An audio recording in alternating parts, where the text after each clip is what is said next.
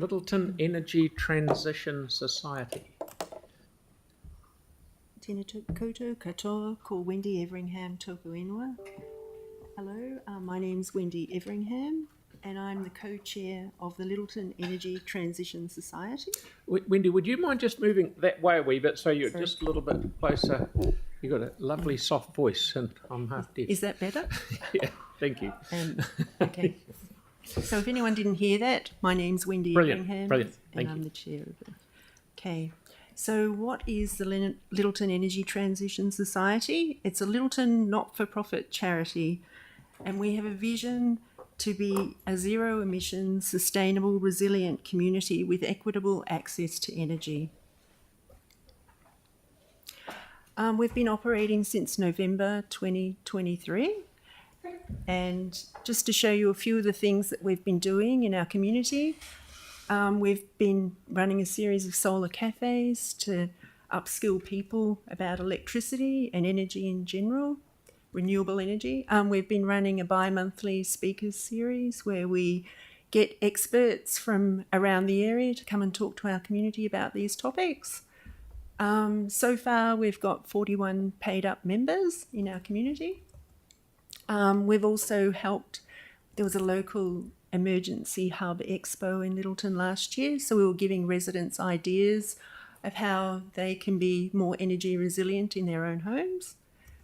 Lyttelton seems to be reasonably good on the energy transition. I just thought I'd throw this one in there. We're the third highest EV society in New Zealand, so there's lots of EVs on the streets.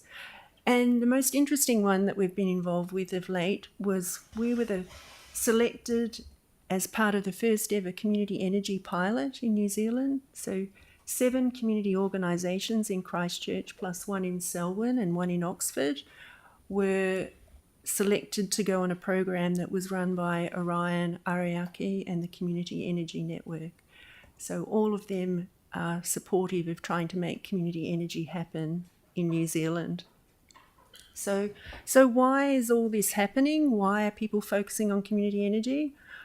Well, it's to do with this energy transition, and as all of you know, by 2050, New Zealand is supposed to be carbon zero.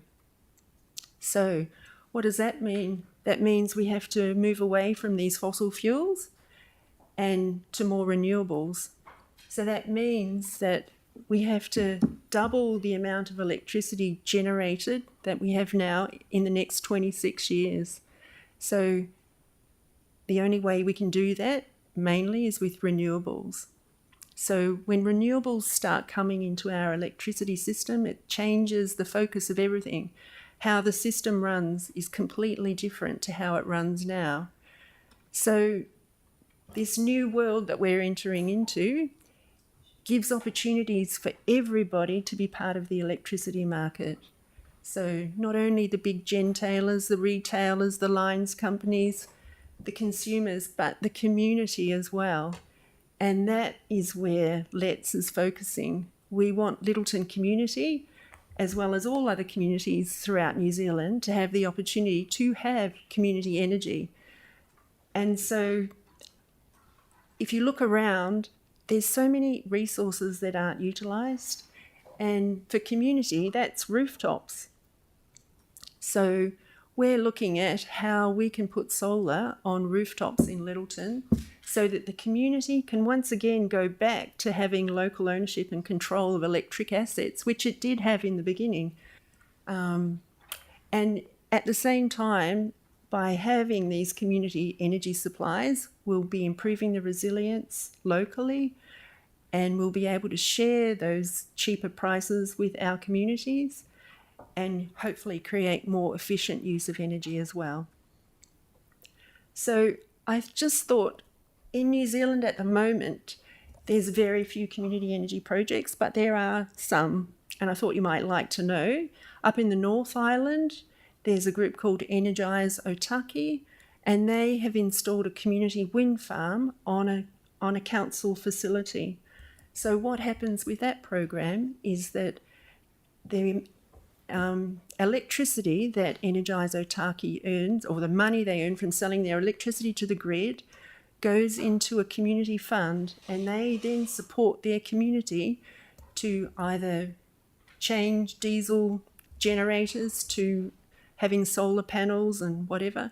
So they use that money to decarbonise their community.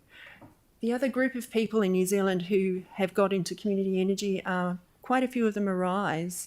Marais have been funded to have solar and batteries on their sites. And you would have heard through Cyclone Gabrielle, that's how some of those communities were able to be more resilient through that. But at the same time, by having access to that power all the time, those Marais can support their local people with cheaper power. So I think community energy is a really interesting thing, and I think it's something we should be aiming for. So our community's been looking at where are the rooftops in Lyttelton that we'd like to have a community energy project. And the rooftop we've selected is the Lyttelton Recreation Centre. The main reason we'd like this as our community energy project is we already have a community emergency hub established in this building, as well as a gym and as well as council staff. So it would be fantastic if this building could have solar panels and batteries so that when we do have an emergency, we can communicate with the world, we can, keep people safe and warm. The other interesting things for this building is we can supply cheaper power to everybody who resides within that building. And with the big battery that we plan to attach to the building, we also might be able to help Orion when they need grid balancing services. And the other thing that we like about this project is eventually we should be able to generate more money from this electricity business, which we can then put into other community energy projects. So I just thought I'd give you a bird's eye view of what we're actually proposing. This is looking at the roof of the rec centre, and so we'd really love to have 89 solar panels put on the top of it, a big battery, and we also love this site because there's future to expand into other council-owned buildings nearby. This one's a set of community houses, so our surplus power could be used to support the pensioner cottages. And then this one here is where Tyrone and the community board meet and a lot of other community activities happen. Surplus of our power could go to pay for the energy for that building. And then at the back here, there's also a electric vehicle charger, which we hope could become part of the community facilities on offer at that site.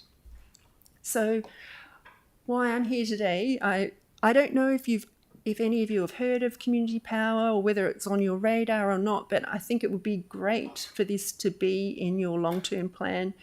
It would be amazing if, like, our first community energy project in Lyttelton could be supported.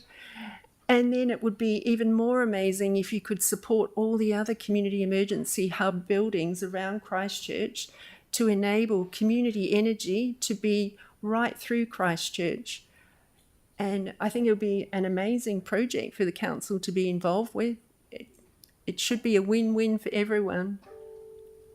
That's my presentation. Oh, and I've got one more slide. Yeah, right. That's us if anyone wants to contact us. Right, Jake, please. Yeah, Jake. Thank you. Are you aware we actually have the ability to put in special rating zones? So if there was a project in your community, you could actually draw funding from that community for that project. I had no idea. Yeah, something to look at. Thank Okay, you. Pauline? Yep, Pauline, please. Have you thought about applying to our sustainability? We have, but we didn't qualify. Why not? Because at the moment they don't want to fund anything to do with solar panels. They don't view the payback, they don't view it as reducing CO2 enough, but I think they should be having a much wider vision. Like, a community energy project's not just about carbon reduction, it's also about building community. It's about helping people in your community that can't afford power. This is about resilience as well, and there's a certain benefit to council as well if we're powering that little building. Do you think we could have a look at that to see if the Sarah might know something about it.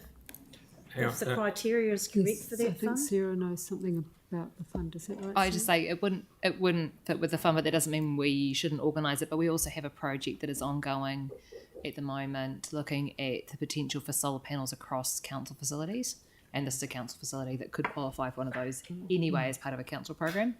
So that's if we can get an update on that from Bruce or whoever, that would be really good. It's coming At back that in. point, it would be like a addition of the battery as opposed for resilience rather than It's In also a terms of the question of fund. Sorry, I thought Yeah. you had. I'll check out. and What the get back question, to you. sorry? rigid our criteria are and whether we can sometimes we'll move look outside at of that. Yep. Yanni, please. Same thing. Sorry, just quickly. Have you talked to Civil Defence? Have they supported this, and have they also suggested any funding? We've talked to them and they're supportive. They haven't suggested any funding, but we've talked to council staff who suggested that maybe this was a good forum to do that. I think the others have said we've already got a process underway for council facilities. It would be good to get an update on that, but it would also be good to get an update from Civil Defence about what they've been doing around local community hubs. It was something that came out post-earthquake where information centres in local communities were far better as sector posts than the schools. So it'd be really good just to get an update on that together. Cool. Yeah, thank you. And Tyrone had his hand up. Thank you. I thought I had my hand up first. Thank you so much, Wendy, and thank you for all that you've done. There's a real buzz around Let's, I think, and it's really great to see and cutting edge. You can see you've piqued the interest of my colleagues. The other thing I would suggest is that the Capital Endowment Fund, which I think it would be a perfect project for that. So just bear that in mind and maybe talk to governance staff about that one. Yes, because it has a benefit for all of Christchurch, Councillor McClellan. Okay, you're right. Thank you so much, Wendy. Good to see you. Okay, is Mark here, please?